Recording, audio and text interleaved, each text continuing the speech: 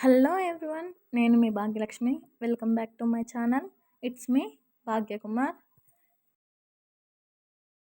మా వాళ్ళ కోసం చికెన్ కర్రీ చేశాను. అది ఎలా వచ్చిందో దాని ప్రాసెస్ ఏంటో మీరు చూసేయండి. ఒక ప్యాన్ తీసుకొని దాన్ని స్టవ్ మీద పెట్టుకొని ఆయిల్ యాడ్ చేసుకోండి.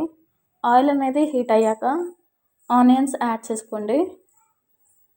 స్టవ్ అనేది సిమ్లో పెట్టుకొని ఆనియన్స్ ఫ్రై చేసుకోండి. ఒక 5 మినిట్స్ వరకు ఆనియన్స్ని ఫ్రై చేసుకోండి.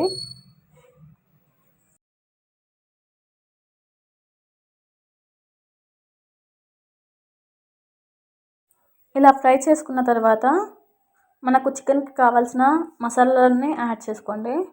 నేనైతే ఇందులో దాల్చిన చెక్క, అలాగే సాజీరా, లవంగాలు, ఇలాచీలను దంచుకొని యాడ్ చేసుకుంటున్నాను.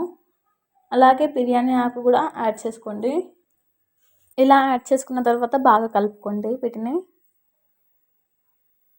ఆనియన్స్లోనే మసాలాలని యాడ్ చేస్తే ఆ ఫ్లేవర్ అనేది మనకు తెలుస్తుందండి. నెక్స్ట్ అల్లం వెల్లుల్లి పేస్ట్ని యాడ్ చేసుకోండి. యాడ్ చేసుకున్న తర్వాత అది మాడిపోకుండా కొంచెం బాగా కలుపుకోండి. అలాగే కట్ చేసుకున్న కొత్తిమీర, పచ్చిమిరపకాయలు, పుదీనాని యాడ్ చేసుకోండి.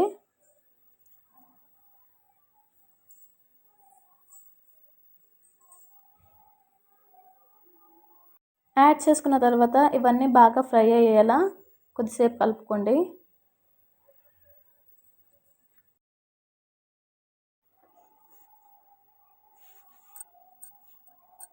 ఇవన్నీ బాగా ఫ్రై అయ్యాక కొంచెం పసుపు యాడ్ చేసుకోండి.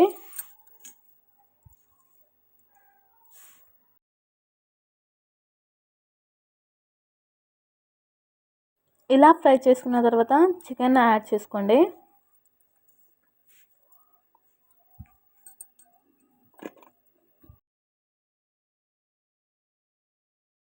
చికెన్ యాడ్ చేసుకున్న తర్వాత బాగా కలుపుకొని ఒక మూత పెట్టుకోండి.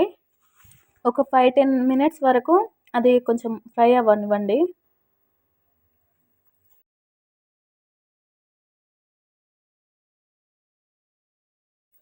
చికెన్ అనేది కొంచెం ఫ్రై అయ్యాక దాన్ని కలుపుకొని అందులోకి సాల్ట్ అలాగే కారం యాడ్ చేసుకోండి.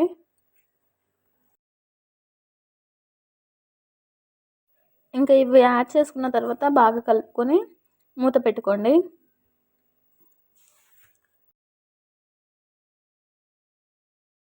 చికెన్ అనేది ఉడికేంత వరకు కుక్ చేసుకోండి. చికెన్ అనేది మంచిగా ఉడికాక ఇంకా దింపేసుకోండి, అంతే. ఇలా మీరు కూడా ట్రై చేయండి, టేస్ట్ అయితే బాగుంటుంది. ఈ వీడియో నచ్చితే లైక్ చేయండి, కామెంట్ చేయండి, మా ఛానల్ని సబ్స్క్రైబ్ చేసుకోండి. ఇంతకు మా కూర ఎలా వచ్చింది అనుకుంటున్నారా?